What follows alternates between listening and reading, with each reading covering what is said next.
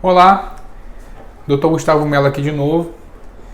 Nesse vídeo eu quero falar a respeito das causas e dos sintomas das hemorroidas, da doença hemorroidária. Essa é uma doença muito comum, né? Quase que um carro-chefe dentro de um ambulatório de proctologia. E é importante que se saiba o que causa essa doença, até a título de poder fazer uma prevenção. E os sintomas, a partir do momento que a pessoa esteja com esses sintomas, saber que medidas tomar, né, e quando procurar um coloproctologista. Enfim, o que são as hemorroidas? Falando de uma forma simplificada, elas, na verdade, as veias, os vasos hemorroidários, eles são vasos que já existem normalmente no canal anal e ao redor do ânus. Quando há a dilatação desses vasos, aí se caracteriza a existência de doença hemorroidária, ou as hemorroidas. Então, o que pode causar essa dilatação?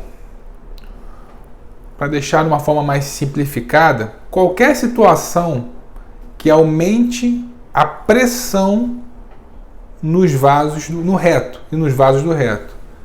Exemplo: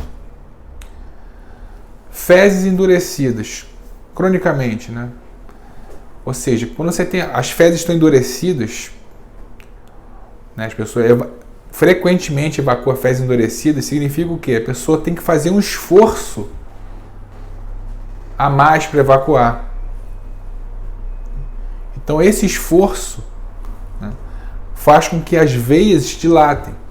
Então, vamos lá. Prisão de ventre seria uma causa, né, para hemorroida. A dieta, que a gente chama pobre em fibras, né? Pobre em fibras e pobre em ingestão de líquido também. Normalmente a gente recomenda uma ingestão de mais ou menos uns 2 litros a 2,5 litros no mínimo por dia, para uma pessoa ter umas fezes e uma consistência que não promovam um esforço excessivo durante a evacuação. Enfim, então vamos lá. Dieta, a constipação, inclusive pode ser até derivada da própria dieta, né?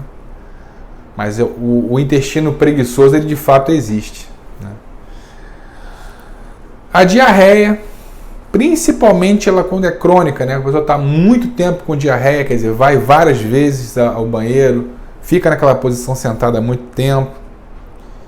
Posição sentada por muito tempo, aquelas pessoas que às vezes levam um livro, levam uma revista para o banheiro, né? E ficam muito tempo sentado, forçando ali aquela posição sentada, pode gerar hemorroida. Obesidade, né? A pessoa muito obesa já faz um esforço abdominal crônico, isso reflete no reto, no canal anal também, podendo dar hemorroida.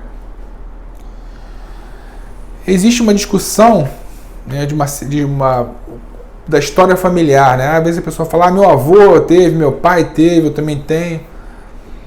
Né? É difícil mensurar a importância.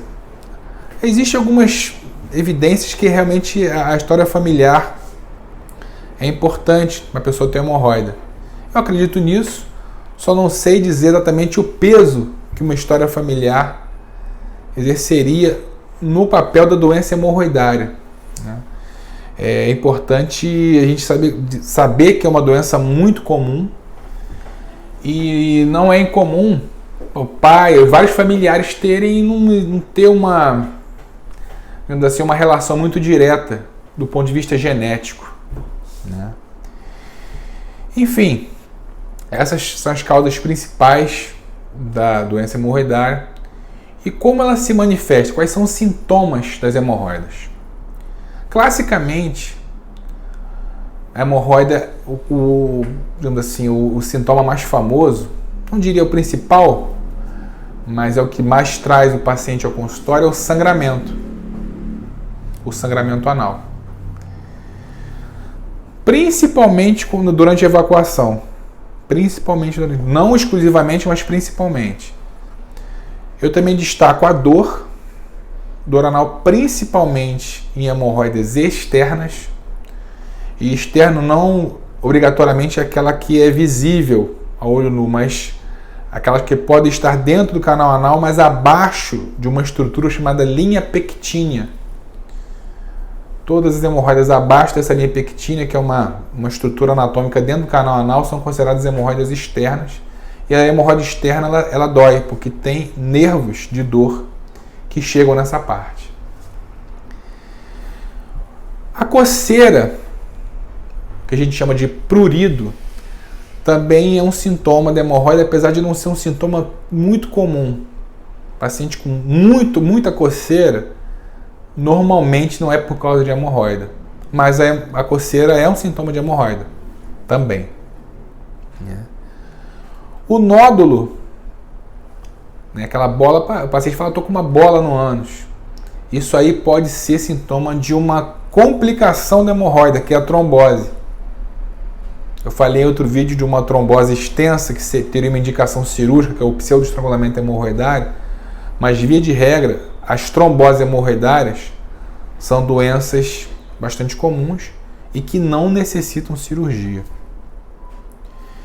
Aí eu pergunto, você pode estar se perguntando, o que eu faço numa situação como essa?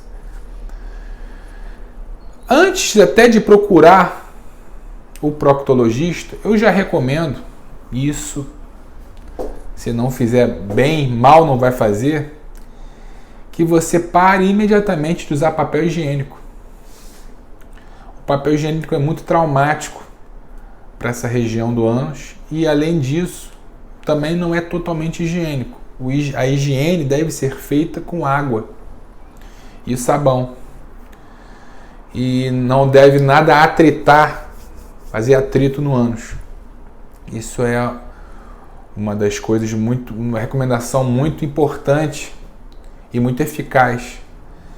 E eu recomendo que você já vá fazendo uma alteração, faça uma pesquisa no que você está comendo e já comece a ingerir mais líquido, né? Ingerir menos massas, né? Tem muita gente que come muito macarrão, muito pão. Se for ingerir uma massa, dá preferência a uma massa integral, né? E aquilo, né? Essas medidas muitas vezes cessam os sintomas e por causa disso as pessoas não procuram o médico. Eu acredito que pelo menos uma avaliação inicial deve ser feita pelo proctologista, até para confirmar o diagnóstico de hemorroidas, tá? E realmente, em alguns casos, é necessário que se faça um tratamento com medicamentos, pomada, comprimido, e isso é o médico que tem que fazer, né? Eu não recomendo a automedicação nesses casos, tá bom? Gostaria de agradecer aí a audiência de vocês aí, terem visto esse vídeo. Espero que vocês tenham gostado. E se gostaram, por favor, compartilhem e se inscrevam no canal. Um grande abraço, até mais.